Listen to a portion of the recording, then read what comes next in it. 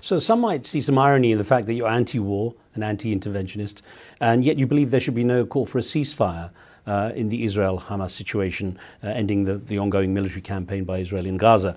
And that's being described by genocide in some quarters. So how can you justify that? Well, it's not genocide. It's a war. And in fact, Israel does more to prevent civilian casualties than any country in human history. And if you look what they've done in Gaza, which is to warn people before they bomb, nobody else does that. They've sent out 1.2 million pamphlets. They made 20,000 direct human-to-human telephone calls to people before they bomb apartment building.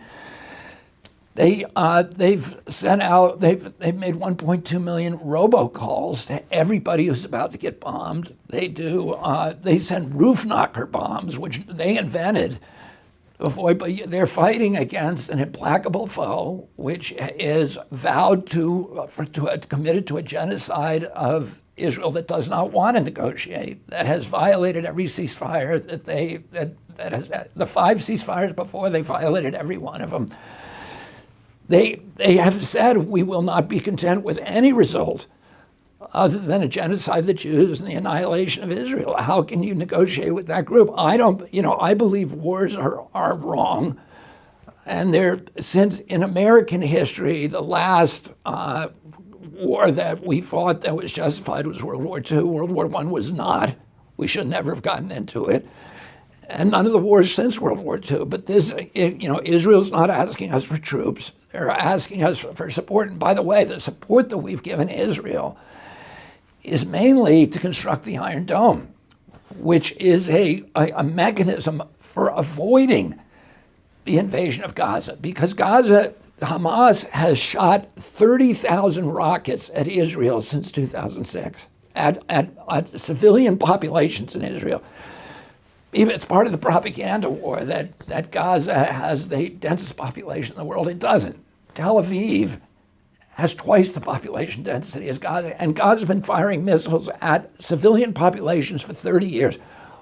What other country in the world would we ask to put up with that? And the Israelis do. Why? How do they do it? They built an Iron Dome. But it allows them. It's still a unique situation where you have the people in Gaza who don't have freedom of movement. Oh, but why are you blaming the Israelis for that? It's Hamas that has given them no freedom of movement. Hamas has turned Gaza into an open air prison, not Israel. Israel didn't do that. The outcome still that what we're seeing right now is tens. Well, of course, the outcome in World War II when we invaded Germany and killed 2 million civilians in order to get Hitler. Churchill didn't want to do that.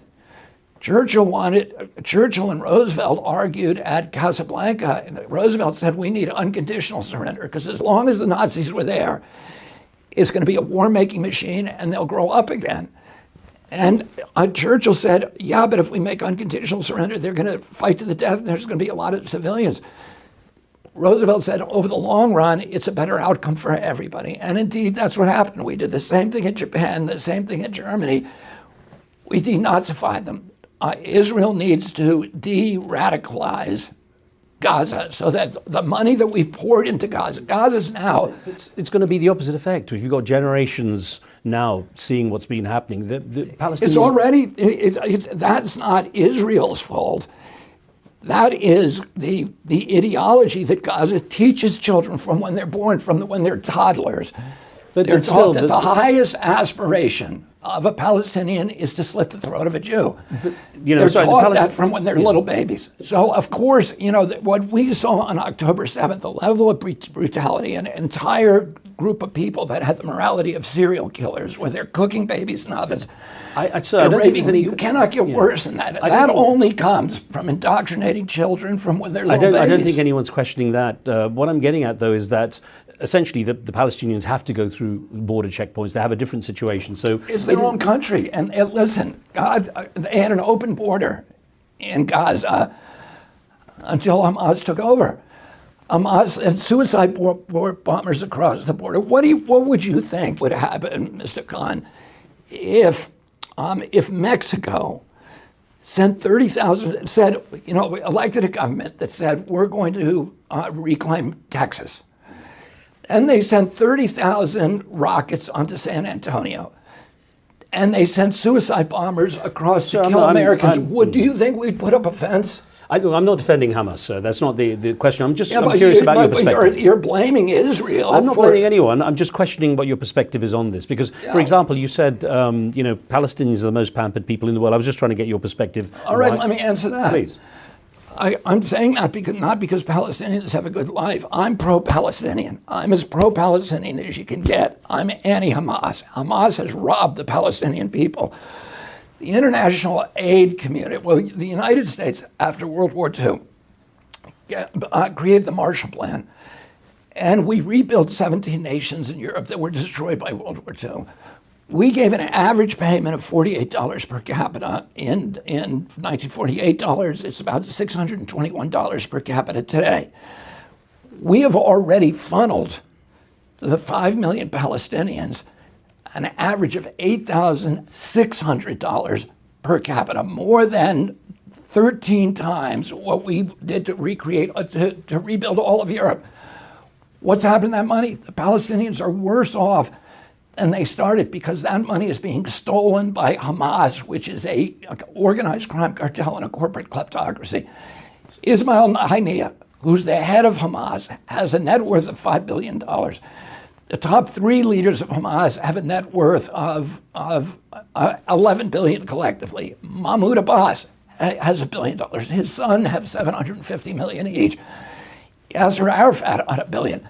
So they're stealing them. They're using that money, that international aid money, for 2 reasons. One, to build weapons, 300 miles, an entire underground city, 300 miles of tunnels, to buy Kalashnikovs, to buy bombs, to buy drones, to kill Jews with. That's it. Hamas is the enemy of the people of Palestine, and not Israel.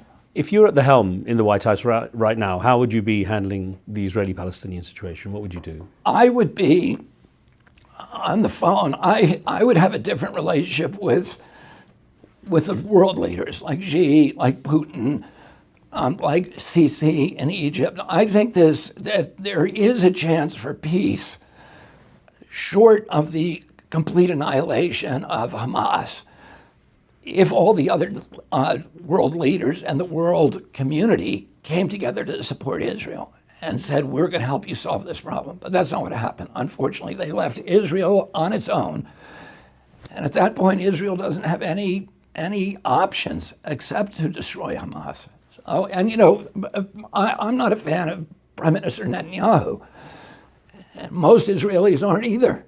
Most Israelis no longer support him, but they do support this policy because there is no future for Israel if they don't destroy Hamas.